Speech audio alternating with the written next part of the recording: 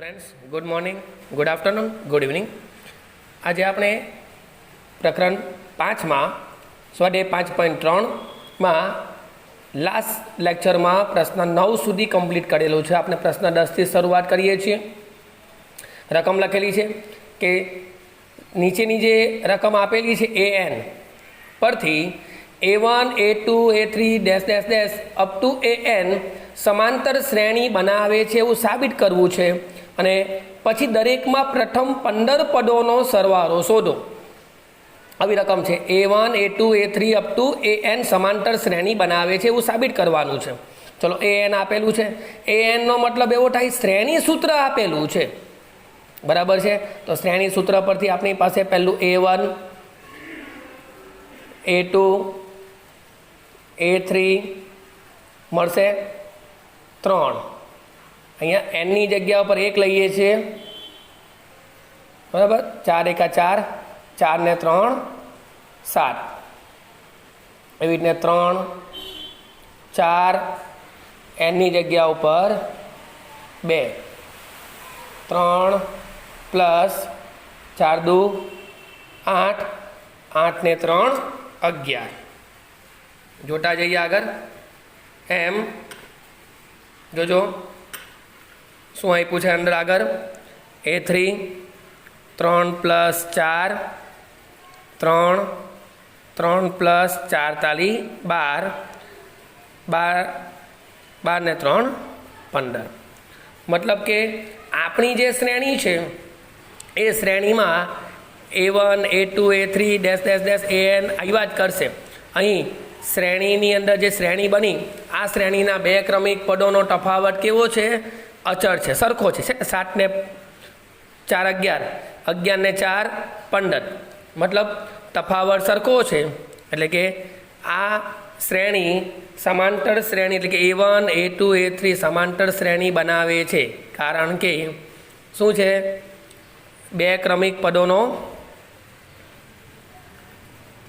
आ श्रेणीना 2 क्रमिक पदों तफावत अचर छे। माटे 7 11 15 डैश डैश डैश शू बनावे छे? समांतर श्रेणी बनावे छे। आपने सौथी पहेलुं ए साबित करवानुं हतुं अने त्यारबाद एवुं लखवामां आव्युं छे के तेना प्रथम 15 पदोनो सरवाळो। हवे आ श्रेणीनी अंदर ए पहेलुं पर ए बराबर 7 थई गयुं, डी बराबर 11 माइनस 7 एटले 4 थई जाय अने आपणे शोधवानुं छे 15 पदोनो सरवाळो एटले S 15 शोधवानुं।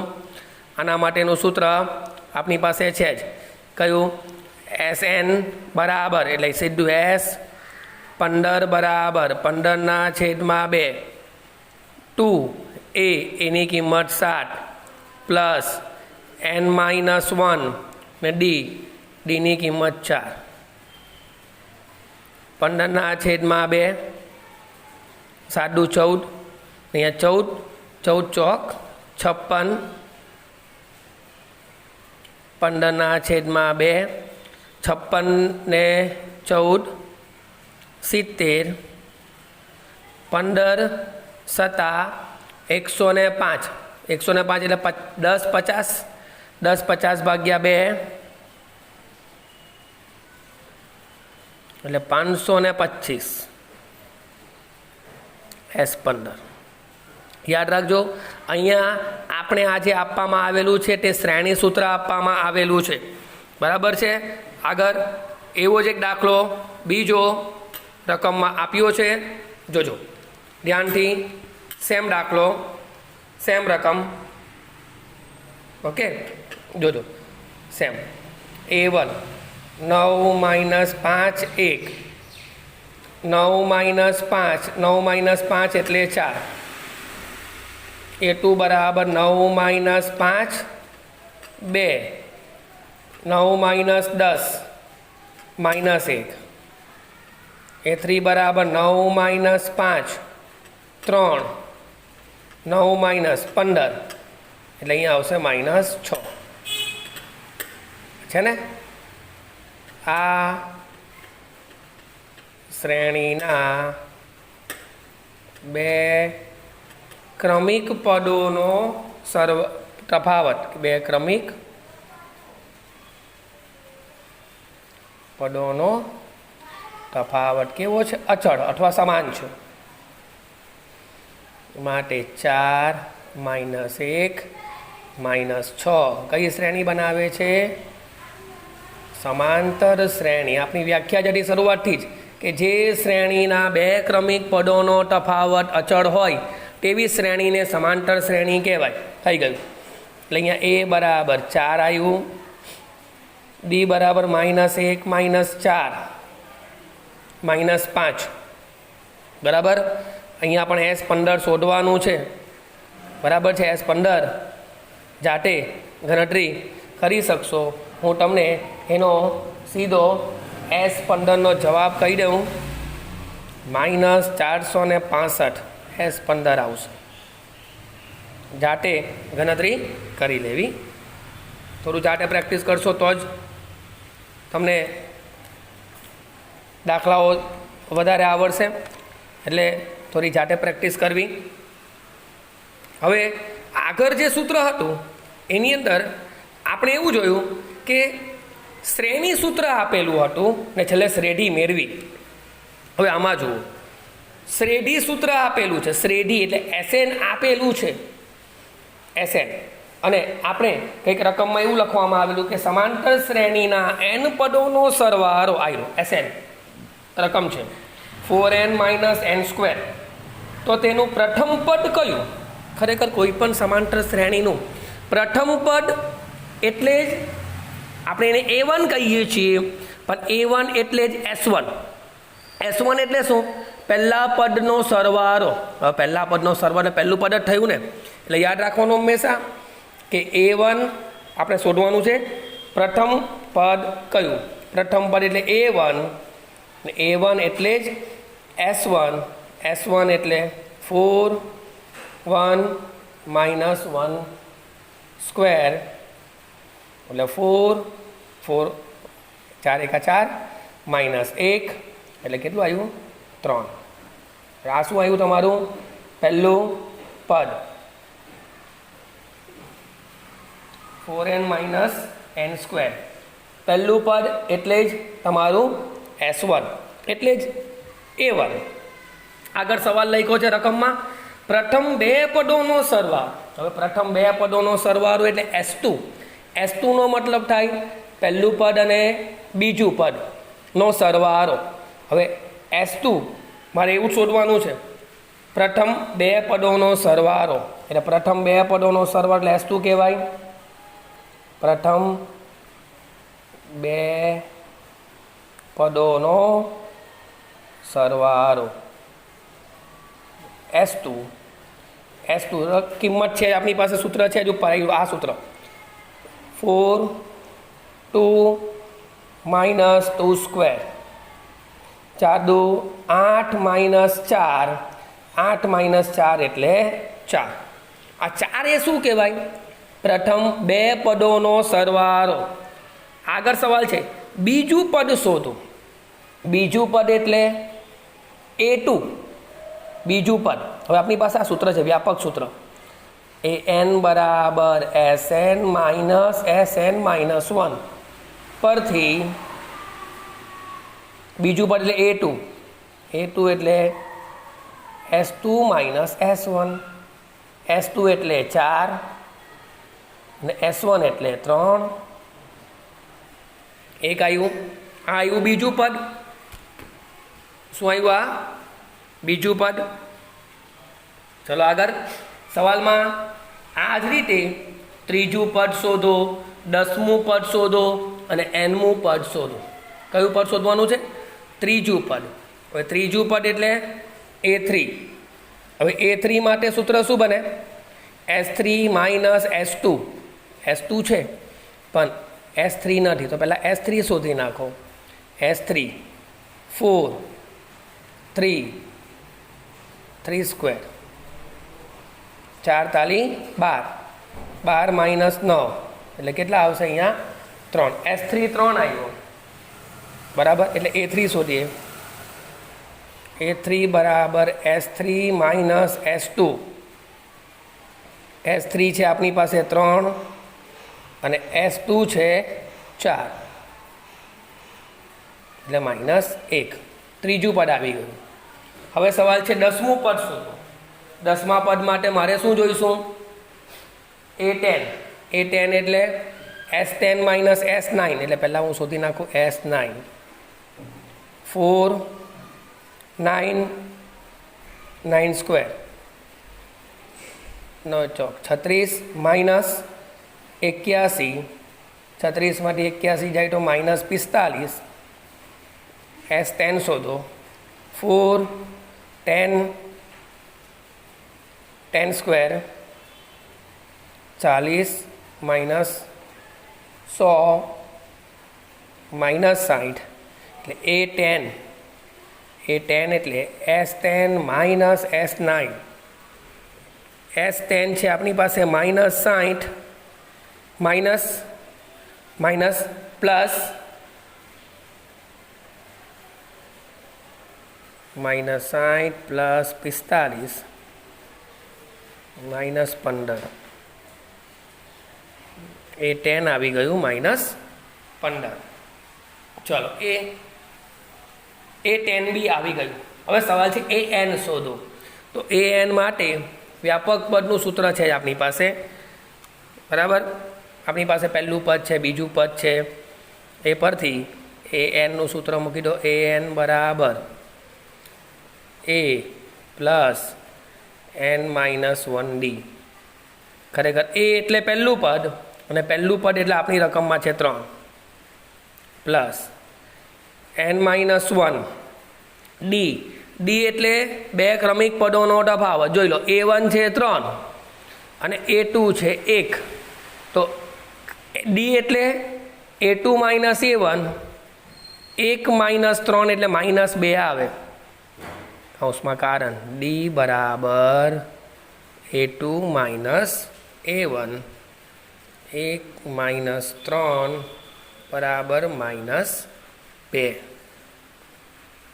એટલે અહીંયા 3 માઇનસ 2n પ્લસ 2, 3 ને 2 5, 5 માઇનસ 2n આવી ANની કિંમત.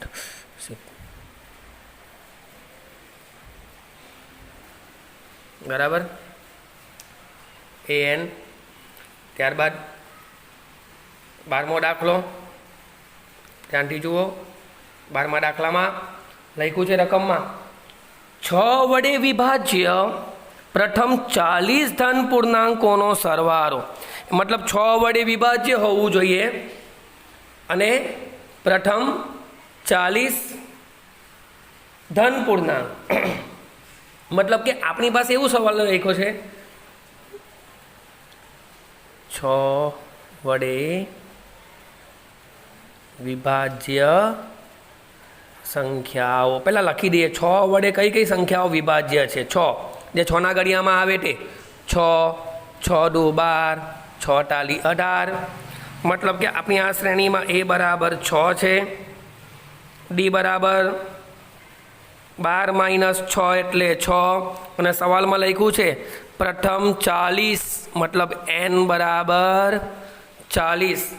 આ બધી સંખ્યાઓનો શું કરવાનો છે?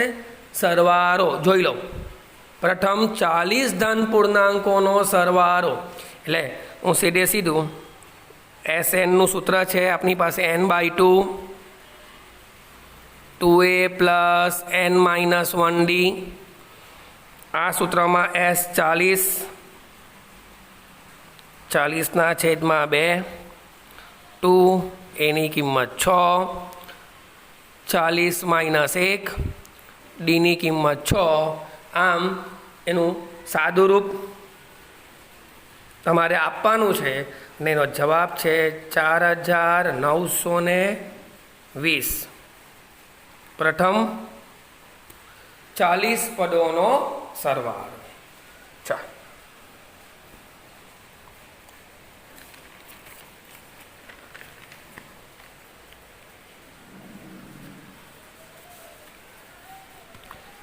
એના જેવો દાખલો આવશે બીજો,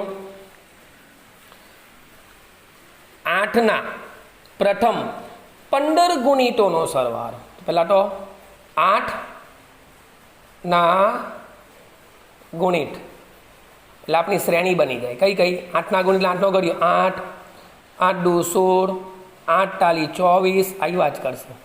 એટલે આની અંદર તમારું પ્રથમ પદ એ બરાબર 8 થઈ જાય, ડી બરાબર પણ 8, અને આપણે લખ્યું છે સવાલ પ્રથમ 15 એટલે S15 શોધવાનું. સીધે સીધું S15 15ના છેદમાં 2 2a પ્લસ n-1 ડીની કિંમત 8.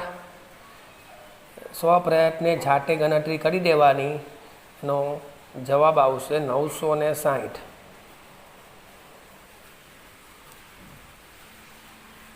જાતે કરવું. એના પછીનો 14મો દાખલો. 14મા દાખલામાં લખ્યું છે 0 અને 50 વચ્ચેના અયુગ્મ. એટલે સૌથી પહેલાં તો 0 અને 50 વચ્ચેના અયુગ્મ, 0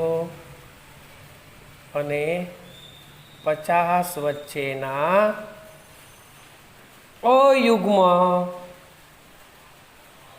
પૂર્ણાંકો કયા કયા આવશે? અયુગ્મ એટલે કે 0 અને 50ની વચ્ચે 1, 3, 5, 7 એમ 49 સુધી આવે.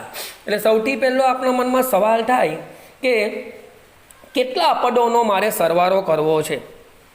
એક બે બધા 0 થી 50ની વચ્ચે કેટલી સંખ્યા નથી પૂછેલી, પણ 0 અને 50 વચ્ચેની અયુગ્મ પૂર્ણાંકોનો સરવાળો કરવો છે. પણ સરવાળો કરવા માટે n તો જોઈશું ને, એટલા માટે અહીંયા a બરાબર 1, ડી બરાબર 2 અને an 49. છેલ્લું પદ સૂત્ર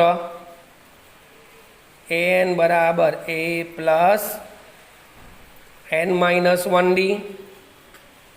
આ 49, a એટલે 1, n-1 ડીની કિંમત 2. 49માંથી 1 જાય તો 48 બરાબર 2n-2. 48 બે આ બાજુ આવશે, 50 બરાબર 2n. therefore n બરાબર 25. આપણે 25 સંખ્યાનો સરવાળો કરવાનો છે. અને ત્યારબાદ આ 25 સંખ્યાના સરવાળા માટે આપણી પાસે સૂત્ર હવે વધશે Sn બરાબર n/2 a plus l. S25 25ના છેદમાં 2 a તરીકે 1 અને l બરાબર 49. એટલે 25ના છેદમાં 2 49 ને 1 50 અહીંયા ઉઠશે એટલે 25. 25 ગુણ્યા 25 625. આ 25 પદોનો સરવાળો થઈ ગયો. ત્યારબાદ 15મો દાખલો જોઈએ. 15મા દાખલામાં રકમ લખેલી છે કે નિર્માણ કામ સાથે સંકળાયેલી એક નિશ્ચિત તારીખમાં કરતા કરારમાં નિશ્ચિત તારીખ કરતાં વિલંબથી પૂરા થતા કામ માટે નીચે પ્રમાણેની જોગવાઈ છે. એટલે શું? પ્રથમ દિવસ માટે 200 રૂપિયા, બીજા દિવસ માટે 250 રૂપિયા, ત્રીજા દિવસ માટે 300. એમ પ્રત્યેક દિવસે દંડની રકમ આગળના દિવસ કરતાં 50 રૂપિયા વધારે છે. મતલબ કે પેલું જે દંડ કરવામાં આવે છે તે પહેલે દિવસે 200 રૂપિયા. જો તમારું કામ કરવામાં ડિલે થાય, લેટ થાય તો લેટ ફી 200 રૂપિયા, બીજે દિવસે 250, ત્રીજે દિવસે 300, ચોથે દિવસે 350. એમ દરરોજ વધતું જાય. 50 રૂપિયા રોજ વધે. બરાબર છે. તો આગળ સવાલ છે તો તેણે ભરવી પડતી દંડની રકમ કેટલા દિવસમાં? 30 દિવસનું વિલંબ થાય તો કેટલા રૂપિયા ભરવા પડે? મતલબ દરેક દિવસે અગાઉના દિવસ કરતાં 50 રૂપિયા વધુ દંડ થાય છે. બરાબર છે. પ્રથમ દિવસે